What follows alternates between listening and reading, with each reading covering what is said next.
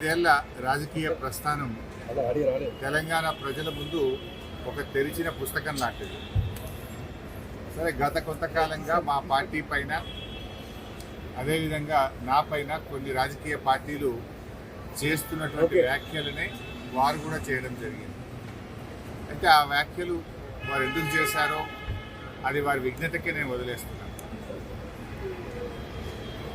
కేసీఆర్ గారి నాయకత్వంలో గత 2.5 దశాబ్దాల కాలంగా ఒక క్రమశిక్షణ కలిగిన కార్యకర్తగా రాష్ట్ర సాధనలో, రాష్ట్ర అభివృద్ధిలో నేను చూపిన నిబద్ధత, నా పాత్ర అందరికీ తెలిసినటువంటిది. ఈరోజు రాష్ట్రంలో ఎరువులు దొరకక ఒకవైపు రైతులు గోసపడతా ఉన్నారు, మరొక వైపు వరద ప్రాంతాల ప్రజలు అనేక ఇబ్బందుల్లో ఉన్నారు. కేసీఆర్ గారు దశాబ్ద కాలం ఎంతో కష్టపడి నిర్మించిన వ్యవస్థలను, ఒక్కొక్క వ్యవస్థను ఉద్దేశపూర్వకంగా